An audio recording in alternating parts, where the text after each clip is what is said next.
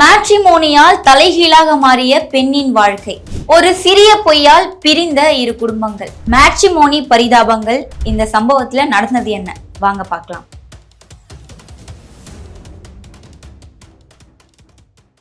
தெலுங்கானால 36 வயதான ஒரு பெண் மேட்ரிமோனியில அவங்க திருமணத்திற்காக வரன் பார்த்துட்டு இருந்திருக்காங்க.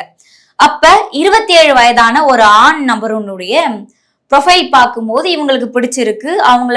அவங்க கிட்ட பேசியிருக்காங்க அண்ட் ஃபர்தரா மூவ் பண்ணியிருக்காங்க. இவங்க 2 பேருக்குமே திருமணம் ஆகியிருக்கு. திருமணம் 2018 2 பேருக்குமே ஆகியிருக்கு.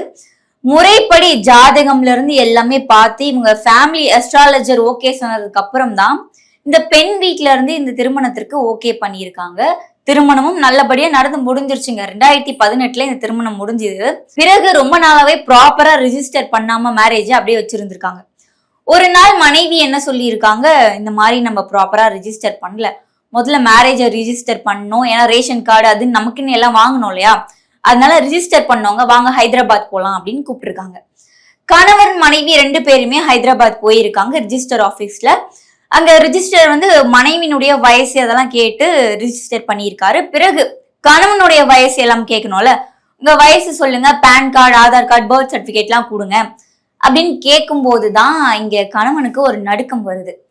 ஏன் என்னாச்சு, கொடுங்க, ஏன் அமைதியா இருக்கீங்க அப்படின்னு கேட்டு கொஞ்சம் சில மணி நேரம் இப்படியே போயிருக்கு. பிறகு இறுதி கட்டத்துல கணவரும் அவருடைய ஒரிஜினல் ஐடென்டிபிகேஷனை வெளியிடுறாரு. என்னன்னா அந்த ஐடென்டிபிகேஷன் கார்டுல எல்லாத்துலயும் Aadhaar card, PAN card, birth certificate எல்லாத்துலயும் கணவனுடைய டேட் ஆஃப் பர்த் என்னவா இருக்குன்னா Feb 9, 1974 அப்படின்னு இருக்கு.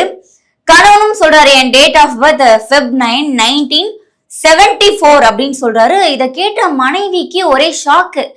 ஏங்க உங்க பர்த்டே டேட் 1981 தானே, நீங்க என்ன 1974ன்னு சொல்லிட்டு இருக்கீங்க அப்படின்னு மனைவிக்கு ஒரு டவுட் வருது. இவருடைய ஆதார் கார்டுல இருந்து எல்லாத்தையும் பாக்குறாங்க, பர்த் சர்டிபிகேட் எல்லாத்தையும் பாக்குறாங்க. பார்த்தா டேட் ஆஃப் பர்த் Feb 9, 1974 அப்படின்றது பார்த்துட்டு ரொம்ப அதிர்ச்சி ஆகுறாங்க. அப்ப நீ என்கிட்ட சொன்ன வயசு எல்லாமே பொய்யா? ஏன்னா மனைவியை விட இவர் 9 வயது மூத்தவர். வயசு எல்லாமே பொய்யா? டேட் ஆஃப் பர்த் என்கிட்ட சொன்னது வேற, அப்ப உங்க ஒரிஜினல் டேட் ஆஃப் பர்த் வேறயா? மேட்ரிமோனியில இப்படி போட்டு என்னை ஏமாத்திட்ட, உன்னை நான் சும்மாவே விட மாட்டேன். அப்ப ஜாதகத்துல இருந்து எல்லாமே பொய் தான், நீ என்னை ஏமாத்தி கல்யாணம் பண்ணிருக்க, உன்னை என்ன பண்றேன் பார் அப்படின்னு சொல்லி குடும்ப நல நீதிமன்றத்துல விசாரணைக்காக விண்ணப்பம் போடுறாங்க. அதுல இவர் பண்ண கூத்துக்கள் எல்லாத்தையும் சொல்றாங்க. ஆனா கணவர் தரப்புல இருந்து என்ன சொல்றாங்க, அந்த மாதிரி நாங்க எதுவும் பண்ணல அப்படின்னு மறுப்பு தெரிவிக்கிறாங்க. பிறகு இவங்க தெலுங்கானா உயர் நீதிமன்றத்துல மேல்முறையீடு பண்றாங்க. அந்த நீதிமன்றத்துல இவங்க 2 பேருக்கும் ப்ராப்பரான விவாகரத்து அப்படின்றது அறிவிக்கப்படுது. அதுக்கு முன்னாடி ஜீவனாம்சம் கேட்டு மனைவி சொல்லியிருப்பாங்க போல. அதனால நீதிமன்றத்துல இருந்து என்ன சொன்னாங்க, மொத்த ஜீவனாம்சம் பெறணும்னா அதற்கு கீழே இருக்க பிரிவுகள்ல விண்ணப்பம் செஞ்சு அதுக்கேற்ற மாதிரி நீங்க வாங்கிக்கலாம் அப்படின்னு சொல்லி இப்ப 2 பேருக்குமே விவாகரத்து கொடுத்துட்டாங்க. சந்தோஷமா 2 பேரும் நமக்காக ஒரு ஐடென்டிபிகேஷன் கார்டு வேணும், நமக்கு ரேஷன் கார்டு வேணும், மேரேஜ் ரிஜிஸ்டர் பண்ண போலாம் அப்படின்னு போனவங்க இப்ப 2 குடும்பங்களா பிரிஞ்சிருக்காங்க. மேட்ரிமோனி இப்ப முக்காவாசி பேர் மேட்ரிமோனியை பார்த்துதான் திருமணம் பண்றாங்க. திருமணம் ஆகி இந்த மாதிரி பல உண்மைகள் தெரிய இவங்களுக்கு வயசு அதிகமா இருக்கு, இன்னொன்னு 2வது கல்யாணத்தையே முதல் கல்யாணம், எனக்கு இன்னும் கல்யாணமே ஆகலை, இதான் ஃபர்ஸ்ட் மேரேஜ் அப்படின்லாம் சொல்லி ஏமாத்தி கல்யாணம் பண்ற நியூஸ்லாம் நம்மளால பார்க்க முடியுது.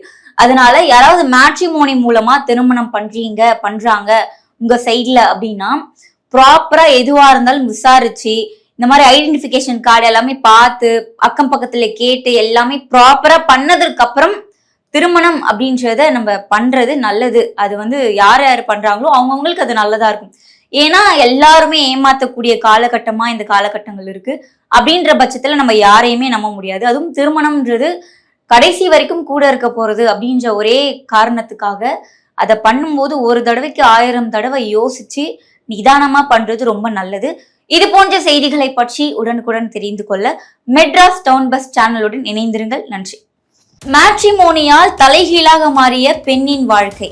ஒரு சிறிய பொய்யால் பிரிந்த இரு குடும்பங்கள். மேட்ரிமோனி பரிதாபங்கள். இந்த சம்பவத்துல நடந்தது என்ன வாங்க பார்க்கலாம்.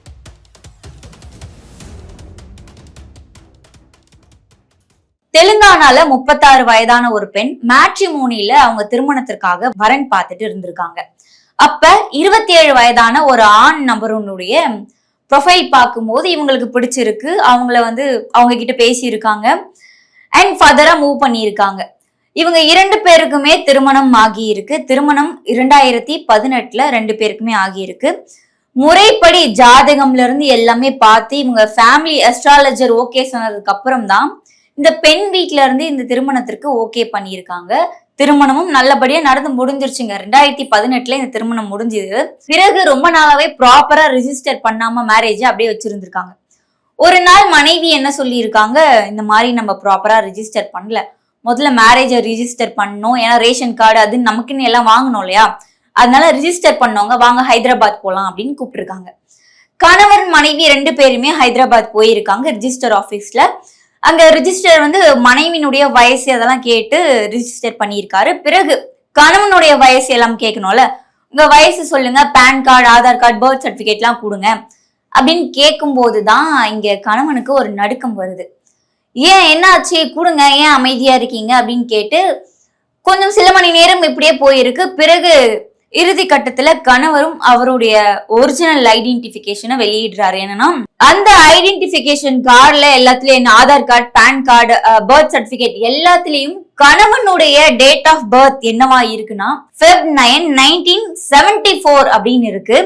கணவனும் சொல்றாரு என் டேட் ஆஃப் பர்த் Feb 9, 1974 அப்படின்னு சொல்றாரு. இதை கேட்ட மனைவிக்கு ஒரே ஷாக்கு. ஏங்க உங்க பர்த்டே டேட் வந்து 1981 தானே, நீங்க என்ன 1974ன்னு சொல்லிட்டு இருக்கீங்க அப்படின்னு மனைவிக்கு ஒரு டவுட் வருது. இவருடைய ஆதார் கார்டுல இருந்து எல்லாத்தையும் பாக்குறாங்க, பர்த் சர்டிபிகேட் எல்லாத்தையும் பாக்குறாங்க. பார்த்தா டேட் ஆஃப் பர்த் Feb 9, 1974 அப்படின்றது பார்த்துட்டு ரொம்ப அதிர்ச்சி ஆகுறாங்க. அப்ப நீ என்கிட்ட சொன்ன வயசு எல்லாமே பொய்யா? ஏன்னா மனைவியை விட இவர் 9 வயது மூத்தவர். வயசு எல்லாமே பொய்யா? டேட் ஆஃப் பர்த் என்கிட்ட சொன்னது வேற, அப்ப உங்க ஒரிஜினல் டேட் ஆஃப் பர்த் வேறயா? மேட்ரிமோனியில இப்படி போட்டு என்னை ஏமாத்திட்ட, உன்னை நான் சும்மாவே விட மாட்டேன். அப்ப ஜாதகத்துல இருந்து எல்லாமே பொய் தான், நீ என்னை ஏமாத்தி கல்யாணம் பண்ணிருக்க, உன்னை என்ன பண்றேன் பார் அப்படின்னு சொல்லி குடும்ப நல நீதிமன்றத்துல விசாரணைக்காக விண்ணப்பம் போடுறாங்க. அதுல இவர் பண்ண கூத்துக்கள் எல்லாத்தையும் சொல்றாங்க. ஆனா கணவர் தரப்புல இருந்து என்ன சொல்றாங்க, அந்த மாதிரி நாங்க எதுவும் பண்ணல அப்படின்னு மறுப்பு தெரிவிக்கிறாங்க. பிறகு இவங்க தெலுங்கானா உயர் நீதிமன்றத்துல மேல்முறையீடு பண்றாங்க. அந்த நீதிமன்றத்துல இவங்க 2 பேருக்கும் ப்ராப்பரான விவாகரத்து அப்படின்றது அறிவிக்கப்படுது. அதுக்கு முன்னாடி ஜீவனாம்சம் கேட்டு மனைவி சொல்லியிருப்பாங்க போல. அதனால நீதிமன்றத்துல இருந்து என்ன சொன்னாங்க, மொத்த ஜீவனாம்சம் பெறணும்னா அதற்கு கீழே இருக்க பிரிவுகள்ல விண்ணப்பம் செஞ்சு அதுக்கேத்த மாதிரி நீங்க வாங்கிக்கலாம் அப்படின்னு சொல்லி இப்ப 2 பேருக்குமே விவாகரத்து கொடுத்துட்டாங்க. சந்தோஷமா 2 பேரும் நமக்காக ஒரு ஐடென்டிபிகேஷன் கார்டு வேணும், நமக்கு ரேஷன் கார்டு வேணும், மேரேஜ் ரிஜிஸ்டர் பண்ண போலாம் அப்படின்னு போனவங்க இப்ப 2 குடும்பங்களா பிரிஞ்சிருக்காங்க. மேட்ரிமோனி இப்ப முக்காவாசி பேர் மேட்ரிமோனியை பார்த்துதான் திருமணம் பண்றாங்க. திருமணம் ஆகி இந்த மாதிரி பல உண்மைகள் தெரிய வந்து இவங்களுக்கு வயசு அதிகமா இருக்கு, இன்னொன்னு 2வது கல்யாணத்தையே முதல் கல்யாணம், எனக்கு இன்னும் கல்யாணமே ஆகல, இதான் ஃபர்ஸ்ட் மேரேஜ் அப்படின்லாம் சொல்லி ஏமாத்தி கல்யாணம் பண்ற நியூஸ்லாம் நம்மளால பார்க்க முடியுது.